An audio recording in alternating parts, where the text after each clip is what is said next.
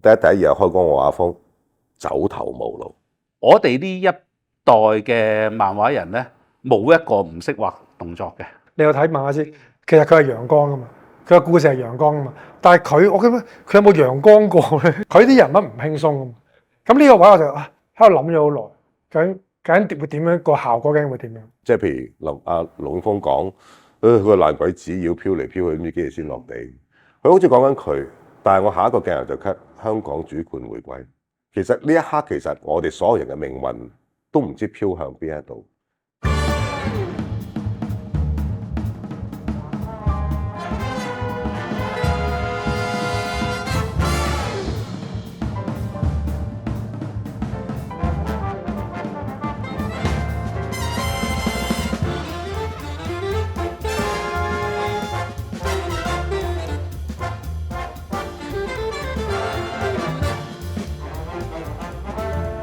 歡迎嚟到電影大道，我係主持人丁彥峰。今日我哋有《九龍城寨之圍城》，導演鄭保瑞，原著小說作者余儀，漫畫家司徒劍橋。阿隧道有冇睇漫畫？迷到癲咗啦！細個真係迷到癲咗㗎，即係佢哋個劍橋啊嗰啲，我哋真係即係小學嗰種細個定還是？中學啦。中學我覺得我嗰陣時喺澳門住嘅，第一次接觸漫畫係唔知點樣喺個廚房度有本《醉拳》。就喺條罅度有一本書咁樣擺喺度，跟住睇。最記得係你每個我哋嗰陣時瞓唔着咧，我喺旺角住噶嘛，就唯一嘅樂趣就係行報紙攤、報紙檔，跟住係啊好多嘢睇嘅。同埋咧，邊本咧今個明明禮拜二出，禮拜一晚就到嗰啲咧，就要買，係啦，就要買，跟住咧第日拉翻學校咯，跟住就大家傳嚟睇。成日都講漫畫同其實構圖咧個原理有啲相通㗎嘛。你話拍戲啊？係啊。咁講係你覺得有冇影響到？有，一定有。即係其實我睇漫畫，其實都孕育咗自己一啲嘢。即係我係因為中意睇漫畫而自己開始去畫嘢。其實呢個訓練當然冇劍橋佢哋咁專業咯。咁但係對於我嚟講，對後邊拍戲係好有幫助。因為其實佢哋嗰個漫畫法其實某程度咧，佢哋有啲鏡頭已經係好電影感㗎啦。譬如我度構圖嘅時候咧，我個概念就係一個水晶球嚟嘅。你去諗構圖咧，就係用你第一身望入個水晶球入邊嗰個構圖，但係點樣將佢扭，即係咁樣咯。所以就真係盡量希望將啲環境合理化。咁我想問下余儀先，咁你投身文字工作之前，其實你係做咩？我係做設計先嘅，而家其實做設計先嘅。係。然之後其實我就本身就中意睇電影漫畫咁，中意諗下嘢咁樣啦，都係跟住就慢慢就轉咗去做編劇。其實即係幫公司幫主筆度古仔咯咁樣，但係就嗰個作品又唔係100%屬於自己嘅。咁直至到想寫一個比較完全屬於自己嘅故事，咁就所以先至開始做小説。因為小説就最平啊嘛，嗰個成本最平啊嘛，同埋冇人限制你基本上。司徒劍橋老師啦，我上網睇啲人係叫你劍橋老師嘅，所以我都叫你劍橋老師嘅。咁一開始你係會點樣入漫畫呢一行嘅咧？我中意動畫先嘅，即係僆仔嘅時候就超人啊、鐵甲萬能俠啊、成啊嗰啲咧就齋畫唔讀書。就算我會考嘅時候都係 AMAT 嗰度咧，隔離有一條巴俾我哋計數，我全部畫晒公仔而家都攞嚟畫畫。係啊，反正都唔識㗎咯，咁咪畫咗佢，跟住就交稿。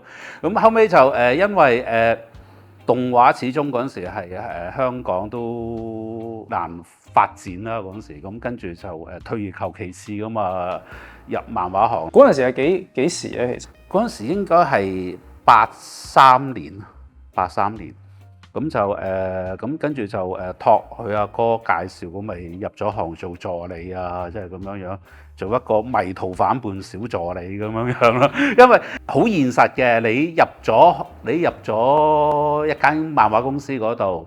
咁梗係由助理做起先㗎啦，咁但係我自己嘅心願就係我入得嚟呢即係雷諾話齋，我賺得呢1蚊嘅，我要賺夠1億，咁我變咗就係我入得呢一行做助理，其實只不過個起步，咁到最後都係想做主筆，即係咁樣咯，所以就幾反叛嘅嗰段時間，咁變咗就係終於要學嗰啲嘢，我學識咗啦，跟住自己就喺度練公仔啊，即係咁樣咯。後尾就真係機緣巧合之下，咁咪有個機會，咁咪開始出去寫到稿咁啊，一路做真正去畫漫畫咁樣。我入行嘅時候就龍虎門啦，到真係去到啲人去覺得港漫係一個文化嘅時候，就中華英雄啦。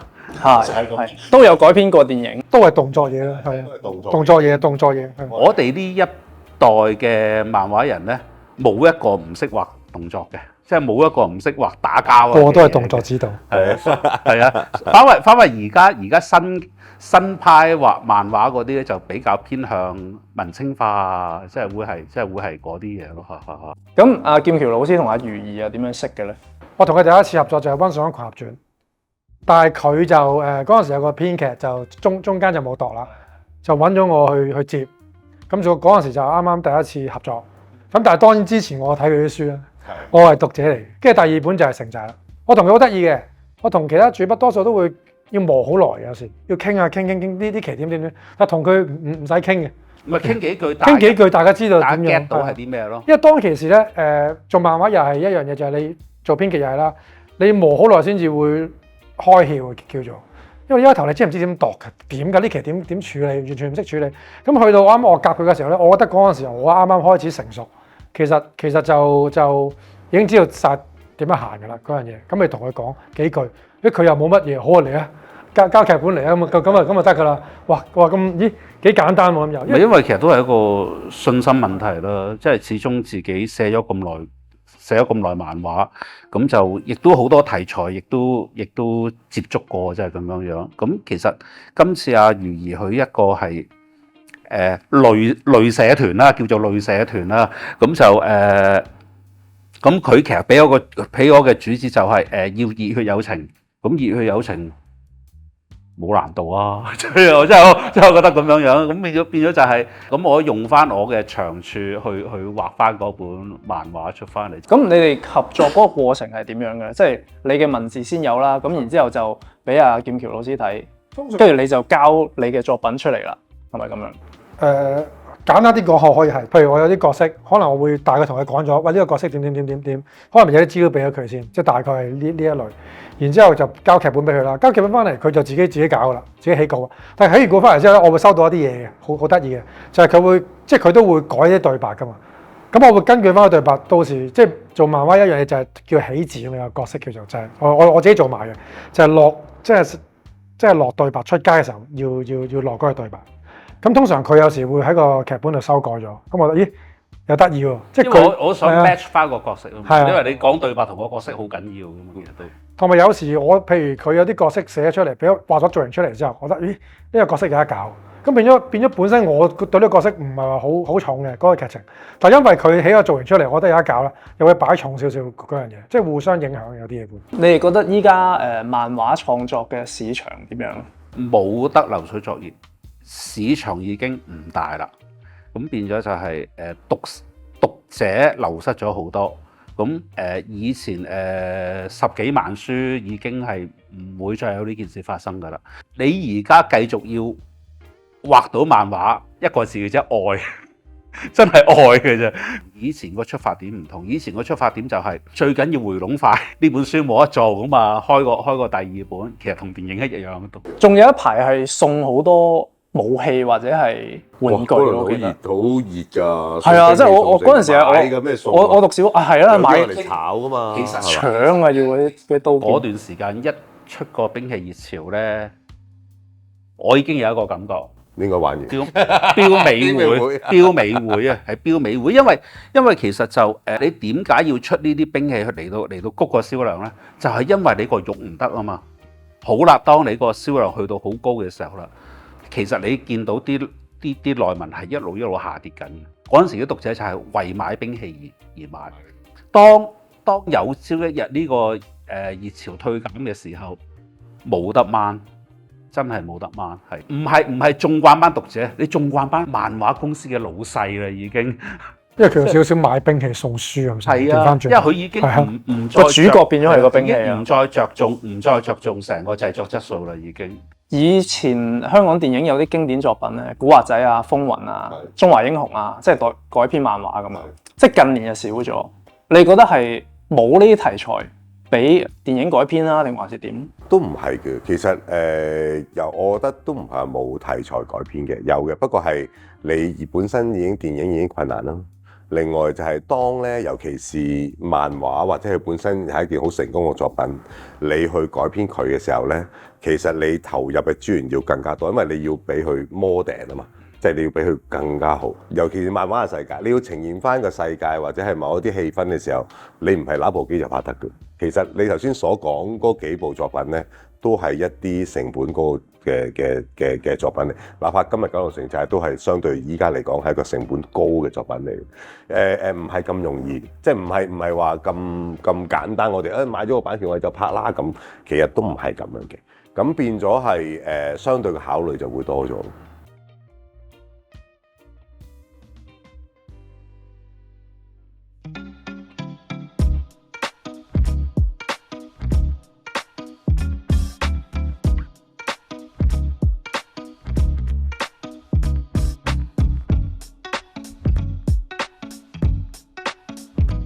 九龍城寨圍城啦，即係今次你哋3個合作啦。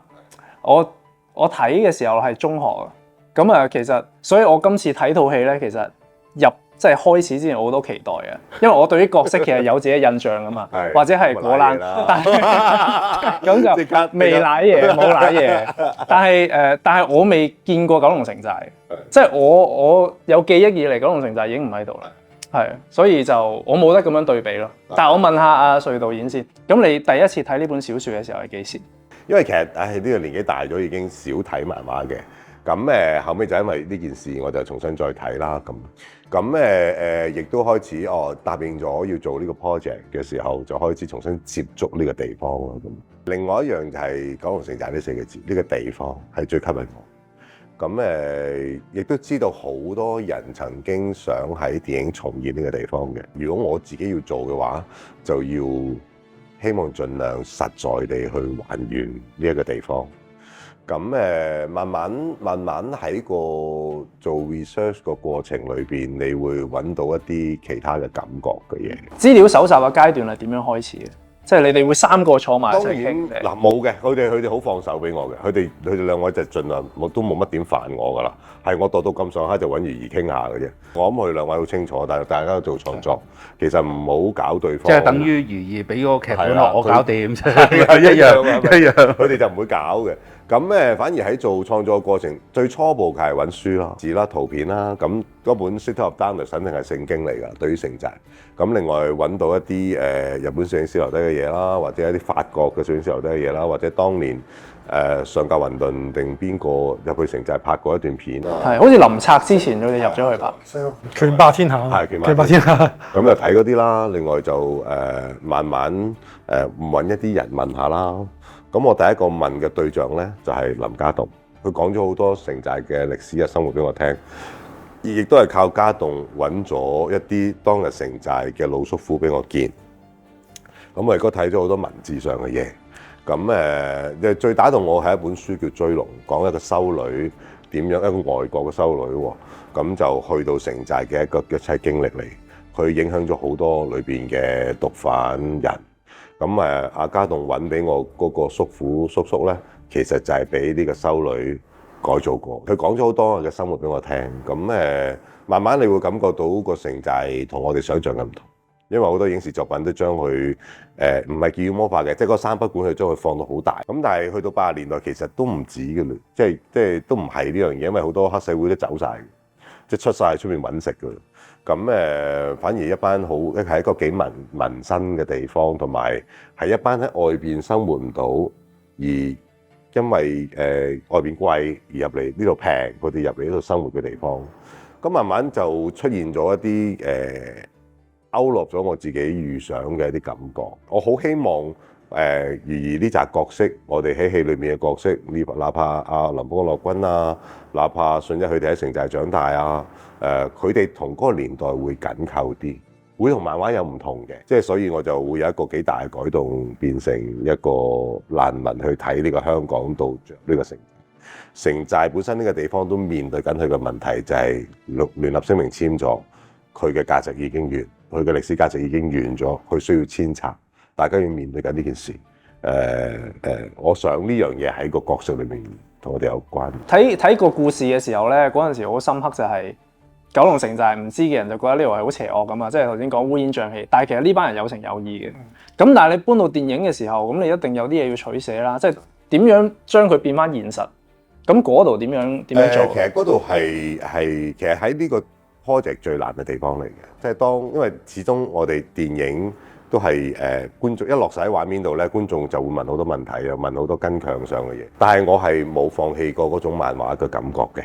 即係我唔想話，因為我哋就變咗一個好寫實、完全寫實嘅戲，因為其實漫畫佢係裏邊係一個元素嚟，咁變咗係我哋要揾嗰個度喺邊度。即係有陣時係哪怕個景啦，哪怕我哋係咪就咁真實還原啦，定係我哋定我哋藝術處理咗佢，令你感覺到城寨嗰種溫度。另外就係個打啦，個打究竟係點樣喺實淨之中，我有一種漫畫嘅感覺，但係唔可以太誇張。呢一種度即係嗰把尺係幾難搞嘅，但係希望我哋一步一步建立咯。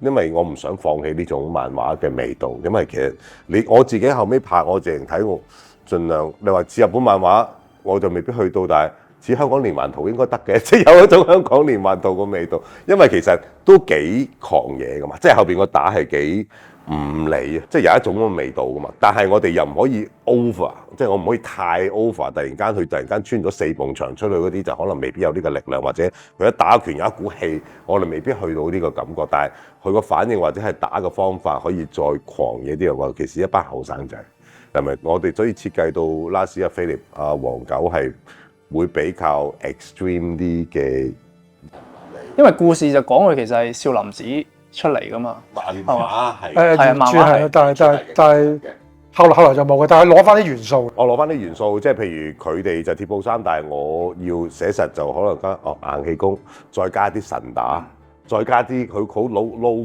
嘅嘢。你見佢又食炭啊，又剩，跟住就話自己硬氣功，跟住無端端就話神功護體，即係呢啲加埋，希望出咗一個唔同啲嘅感覺。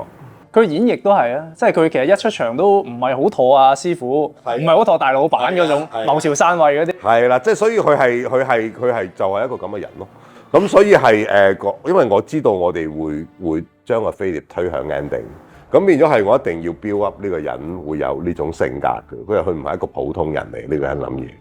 動作係好難處理嘅一 part 係嘛？難嘅，好彩我哋揾到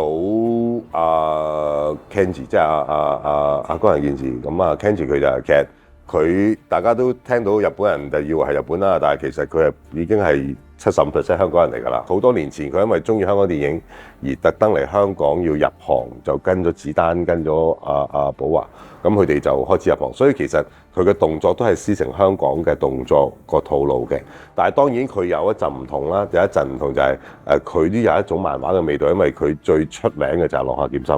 咁變咗係佢知道自己嘅長處喺邊，我覺得佢喺城寨嘅動作係啱做嘅，因為你要去實淨，其實佢可以好實淨，即係好似怒火拉屎嗰場屏風高都係啦，佢同子彈嗰場都係佢去搞，咁然之後佢可以咁，但係佢亦都可以落下劍心咁，但係我話兩個都唔係好啱，其實應該係中間嘅 Twenty， 我哋喺中間度揾難嘅。我記得第一場拍動作就係髮型屋阿古仔。lock down 咗啊，跟住之後跳起身，砰打拳，轉咗半個圈，嘅邊頭半個圈之後就打。咁我哋喺嗰場去揾個感覺嘅。我記得本身去打佢，因為阿 Kenji 慣咗去設計好晒、試好晒俾我睇。我呢個撞牆本身砰就撞埋去，但係我話可唔可以轉個圈咧？試下轉個圈，跟住佢試過係轉過2個圈，又試過轉過1個圈，我都覺得哇好多，試下半個圈。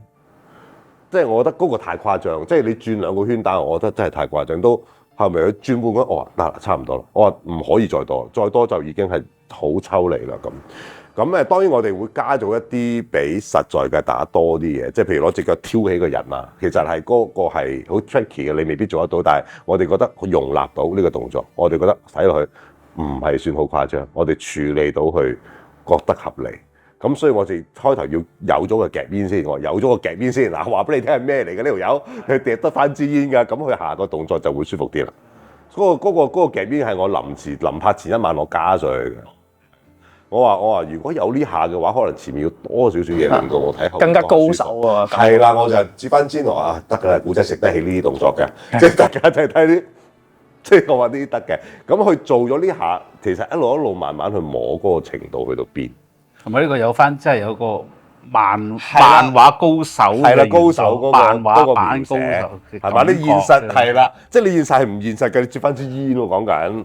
但係我話如果係龍捲風或者古天樂，佢做到㗎，同埋嗰個漫畫係咁喎，係睇人㗎。你拍我接翻支煙都條唔出，跟住做咩？你嗰個古天樂，得㗎啦，佢得㗎 ，OK 嘅，係咪？即係但係你知道佢受得到嘅時候。佢又保留到頭先見我啲，佢有一啲抽離就係漫畫高手嗰個味道。你變咗嗰樣嘢慢慢加埋，你就開始嗰個漫畫個味道有啦。但係我哋知道極其量係咁，我哋唔可以再多啦。即係譬如啲轉圈多咗，如果搞笑，係啦，如果搞嘅變咗都哇！你太誇張，但係依家覺得勁，我勁就夠啦。OK 就係 best 啦。有一個位我都好深刻㗎，就係龍捲風最後好大風盛債，然之後就吹起個帳篷。咁然之後就送咗阿樂君上去嗰度，咁即係譬如呢啲咧，即係呢啲又點樣平衡咧？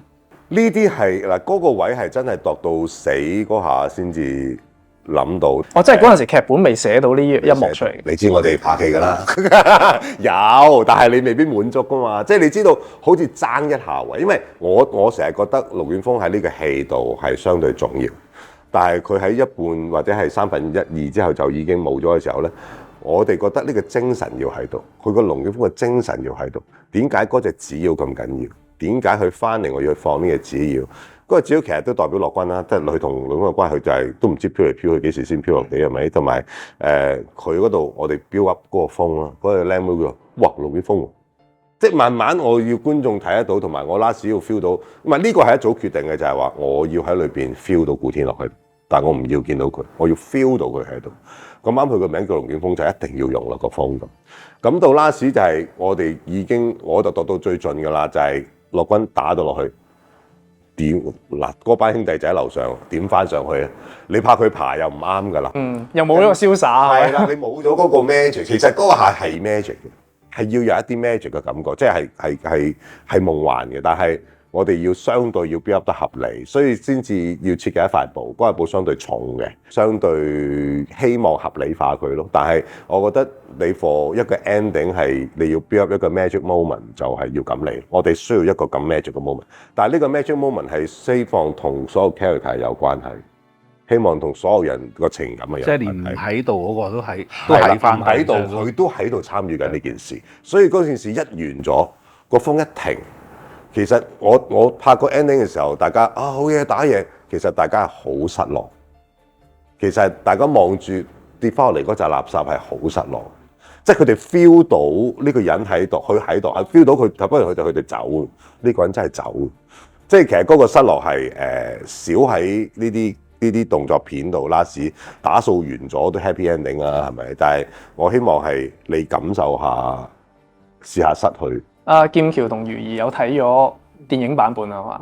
你哋感覺點樣？因為一開頭就投資者揾我，即係簽呢個版權，冇乜感覺唔係好大，但係開心感覺唔係好大。但幾年之後佢同我講揾咗佢，我有期待，即係有睇過佢嘅戲㗎啦。梗係有睇晒咁滯，開心即係有期待，但係都有有啲擔心。你有睇漫畫先，其實佢係陽光㗎嘛，佢嘅故事係陽光㗎嘛。但係我覺得佢有冇陽光過咧？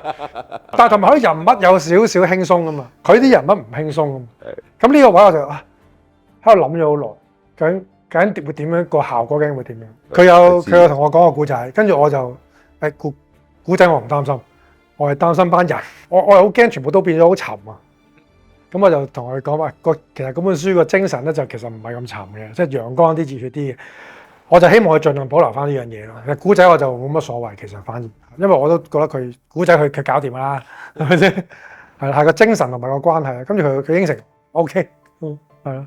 反為其實我最大嘅 confuse 就係林峰做陳樂君，即係咁樣樣，即係因為公仔箱睇好多啦，公仔箱睇好多啦。咁你話真係電影嘅，我真係嗱，我未睇過佢真正拍電影，即係我自己未睇過啦。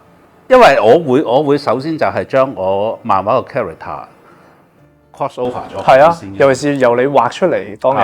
咁好啦，到真係去睇睇試片嘅時候啦，咁自己同自己講，將我唔好反台啊！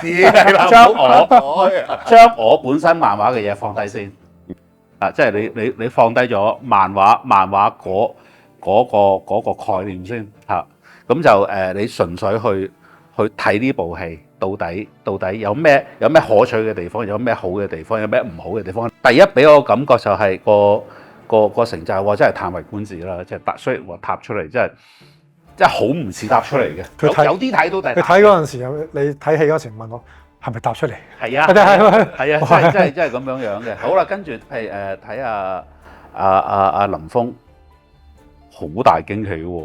因為佢今次佢做陳樂軍嘅角色係全程下把位。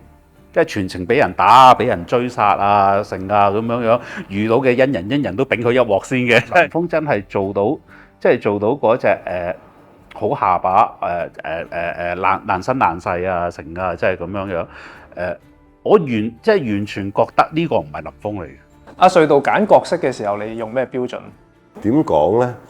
可能性咯，即係譬如揀林峰係因為我未睇過林峰點樣走投無路。我成日俾阿峰4個字演出嘅時候，我第一日開工，我話阿峰走投無路。我話第一場其實就係拍佢喺個花架度翻落嚟揾龍捲風，希望去幫佢。我話就係要走投無路。我話頭嗰10幾分鐘我就 build up 咗由你買身份證到俾大老闆跟住打完場巴士走入城寨，再俾人趕，一隻狗咁，跟住見到抄再爬上去。我話就係 build up 4個字，走投無路呢個人。呢個人係流落咗喺城寨嘅，咁呢樣嘢係我俾林峰，我話你一定要達至嘅一樣嘢嚟。咁嗰場就好驚喜，即係我都係跟翻戲嘅邏輯去揾咯。哪怕係當然我會適當地覺得佢哋有某程度嘅漫畫感嘅，即係譬如你哪怕古山大家成日睇佢都好咯，其實我覺得佢漫畫嘅個人。其實佢唔係話唔係一個正常，唔係話個普通人啊，唔係一個普通人就梗㗎啦，係咪？即係但係我覺得佢有相對嚟講，佢有漫畫味嘅呢個人。哪怕即係明日戰記唔係佢着嗰套，都頂大鑊㗎，係咪？一樣。其實我就將有啲嘢 mix 咗嘅，將十月少同埋上一個兩個 character mix 咗嘅。咁反而阿梓潼嗰個角色咧，反而似啲阿吉祥。係啦，水條靚，即係我擺喺度再生猛啲，就擺俾阿梓潼，因為個造型問題，即係個外形嘅問題，咁變咗係有啲少調配咯。咁啊 Jerman 我就盡量希望跟到裏邊 AV 嗰種力量嘅，即係佢本身個已經夠殺嘅嗰種大隻佬，我都係話齋張耀揚咁大隻，即係呢個新版張耀揚咁，仲要打得我呢個張耀揚，即係呢個係一個好有 character。好有 character 嘅，其實張文係我覺得，即係好多人都話啊邊個嚟㗎？但係當我卡水嘅時候，我就覺得呢個應該係嘅，呢個應該係。同埋我覺得個面具係會幫到佢，但係你唔好露咁多俾人睇到，到最後我先至俾機會你露面。其實呢樣嘢係一個 draw，一個 draw 觀眾去睇呢樣嘢嘅人哋。我同菲力都講㗎，即係我話菲力話有機會認唔到你喎，跟住菲力話冇問題啊。其實佢哋一着幾套衫，其實好似蝙蝠俠着幾套蝙蝠衫咁嘅，佢哋就係嗰個 character。即係好似菲力一着呢套衫，我話菲力你打個假嚟咧，佢即刻即係着住嗰套衫喎。你覺得係啊？我話笑咯，再笑多啲啊。跟住我仲叫人哋，我話俾把遮佢揸住。咁你就覺得件事係喎，佢自己 feel 到嘅咯。有一個位都好畫龍點睛，我覺得，即係你頭先講龍捲風啊嘛，即係要營造個風，最後就有一首歌《風的形狀》，係呢個 idea 點樣嚟嘅？呢首歌俾我嘅感覺係佢又講緊好漂泊嘅感覺，但係佢又好享受自己呢種漂泊。其實幾似阿林峰呢個人，其實呢個人係細個就俾人漂咗去第二度，唔知咩事佢又漂翻嚟香港。我好似佢嘅人生咁，咁我覺得亦都似香港或者呢個地方嘅狀態。即係譬如龍峰講，佢個爛鬼子要漂嚟漂去，唔知幾時先落地。佢好似講緊佢，但係我下一個鏡頭就 cut 香港主權回歸。其實呢一刻，其實我哋所有人嘅命運都唔知飄向邊一度。即係當年其實我哋大家都唔知會點嘅。其實係我拍咗好多城寨嘅空鏡，我亦都拍咗好多人做嘢嘅。咁我就真係嘗試攞首歌嚟砌一個咁嘅 end credit 出嚟。咁所以我自己睇完我自己就幾感動。其實我設計樂君都係咁，一個外來者，佢仲要啱到香港，都唔知道咩地方，跟住再入咗城寨。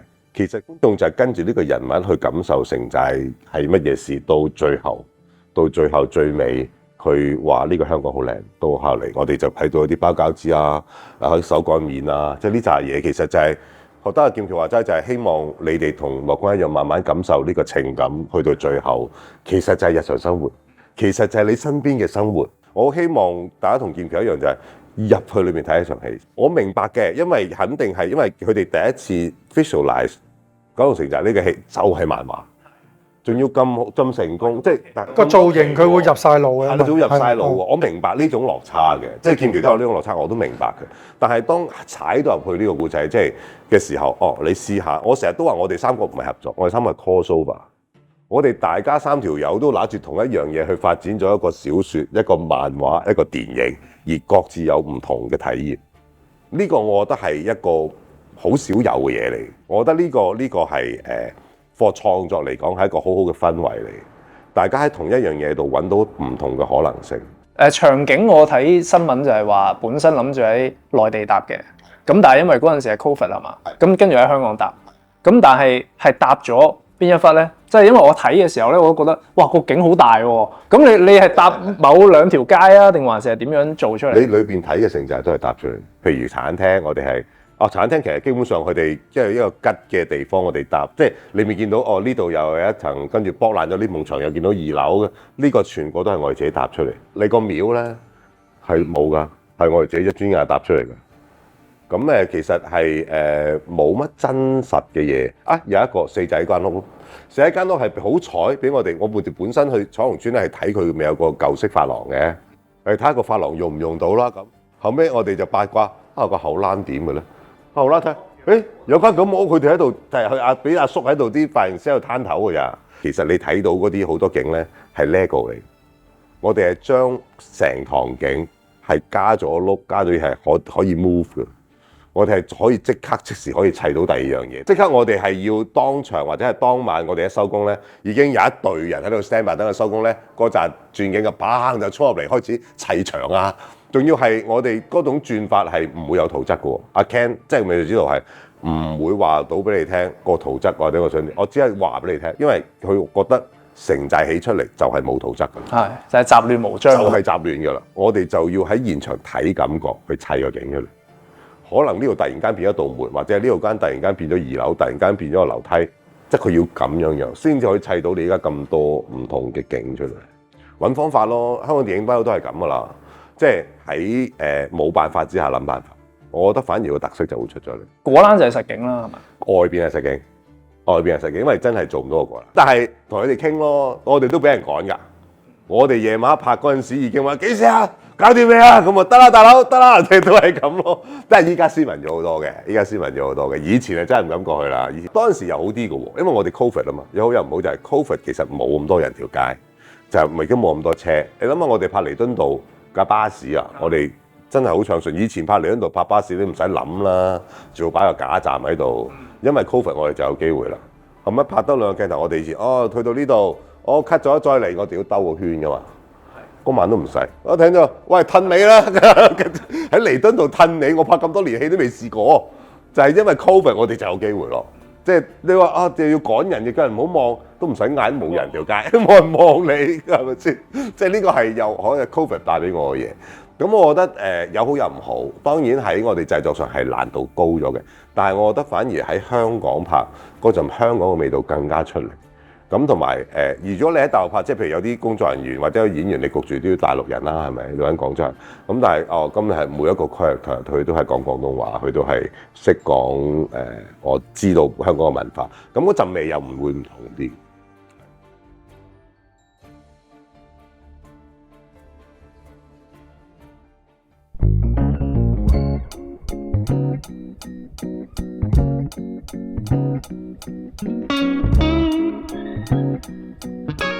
咁呢一 part 咧，我哋就訪問咗一啲學生，佢哋知道我哋呢一集咧就同你哋傾偈噶啦。咁啊錄影咗一啲問題問你哋。鄭保瑞導演你好，最近你兩部電影《命案》《九龍城寨》主角喺片尾都會步向陽光，呢個設定背後有冇咩寓意嘅呢？唉，真係大鑊啦！大家覺得好黑暗啊，梗係嗱，命案先啦，命案步向陽光就我都講過啦，係啊，杜生一定要嘅，即係佢睇完部戲之後，佢覺得唔得啊，你一定要俾一個 hope 觀眾，因為呢兩個人辛苦咗咁耐，究竟為烈姐嘅命運去揮嘅時候，個價值係咩先咁？咁跟住有一個咁嘅 ending，即係，但係去到後邊，我開頭係好，我又唔係抗拒，但係我有啲 confused 嘅。但係當然我點都要處理，即係監製一定要拍呢個鏡頭，我點都要處理呢個鏡頭啦。咁所以我唯有揀一個黑嘅路，但係遠處係陽光，即係荊棘滿途之下，你將來都會有希望。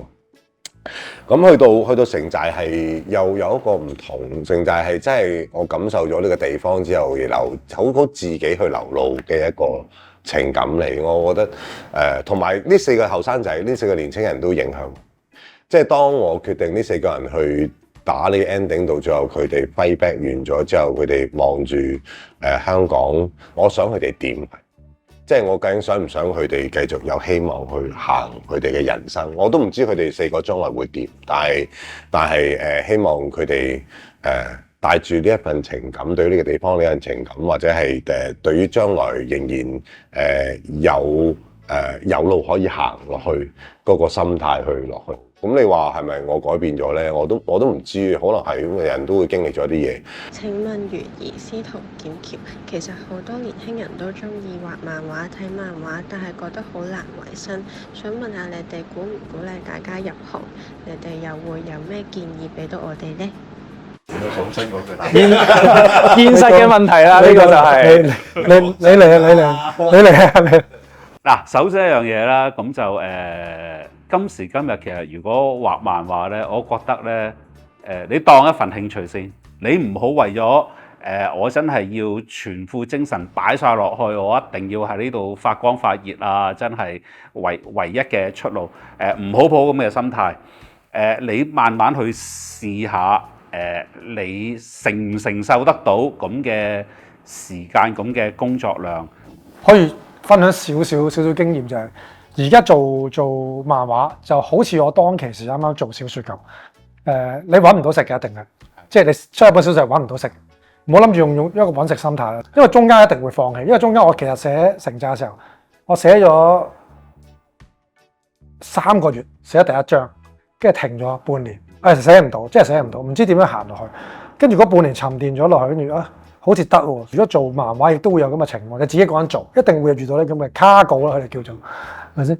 咁試下得唔得咯？如果真係好中意嗰件事，即係你要 handle 到先。你不論你嘅內心同埋你嘅生活，你都要 handle 到呢樣嘢係最緊要咯嚇。鄭保瑞導演你好，今次《九龍城寨》入面有咁多動作場面，仲有好多都涉及到後期特技。想問下你拍之前咧，會唔會畫好晒每一格嘅 storyboard 咧？定係你會現場發揮咧？我啊，應該都冇乜 storyboard 嘅，其實有百幾期啦，係咯百幾期咯，我真係睇呢啲。即係其實係要有個 concept 嘅，或者係當動咗嘅時候咧，譬如 Kenji 設計嗰陣時咧，佢就會我哋會俾時間去做 rehearsal 嘅。即係哪怕你好似睇到巴士嗰場。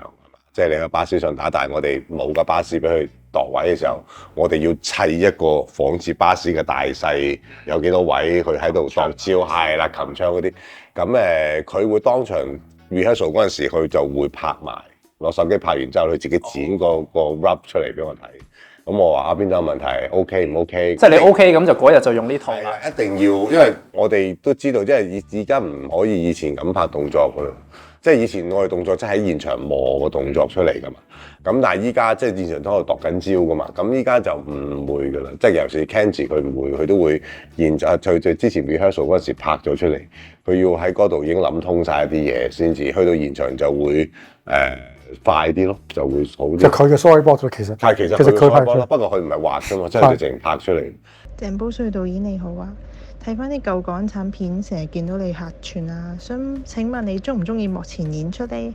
同埋當時係咩原因令你成日客串㗎？係老實答咯，我呢個提係啊，我好中意幕前演出㗎。終於承認咗啦。係啦，我根本就想自己紅，又冇人拍我哋，未做導演咯。但係希望自己拍自己咯。咁唔係講笑。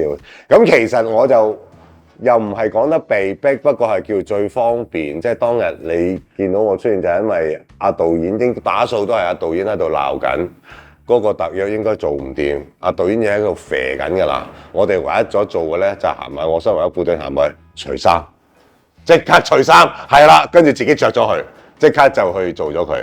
跟住導演收貨咁咪 OK 啦，即刻制止阿導演發脾氣先，咁即係解決咗件事先。咁你做得多，咁你有啲人覺得喂得咁啊揾你啦，咁我都即係咁啊叫你啦。咁我都試過咯，我都話成日都講8年嗰後開頭嗰場明我喺度阿古仔嚟，哇呢個又自殺，嗰個跳樓，我咪做差人嘅，冇人知係我嚟㗎。天台，跟住後都去到現場，因為未有劇本，嗱未寫嘛，維生未到，咁啊去到啦，寫劇本啦，咁啊寫，突然間我攞起劇本唔對路嘅，我話賴佢，點解呢個角色個名叫阿誰嘅？跟住佢話咪就係你咯，我話點解咧？跟住點解係我咧？因為我琴日冇話俾你聽呢個角色，我知道一定揾唔掂人㗎啦。現場唯一就係你嘅啫，跟住我就係屌冇辦法，即係就係咁咯，即係你就手啊，大家就手咁啊好啦，咁就做啦，到生日嚟啦，咁啊快拍，咁就係咁咯。咁你慢慢其實我覺得呢個過程咧有個好處嘅，就係咩咧？就係我哋都做咗製作或者做咗創作劇，我哋唔容易理解演員諗乜乜，但係當我真係企喺個位度，喺個演員嘅位置度去演嗰場戲嘅時候咧，你慢慢多咗一啲感覺嘅，同埋你自己真係實踐過嘛。咁你同演員溝通嘅時候咧，你大概知佢嘅問題係乜嘢，或者用乜嘢方法同佢溝通，令到佢做到呢一樣嘢。咁我覺得又有個好處，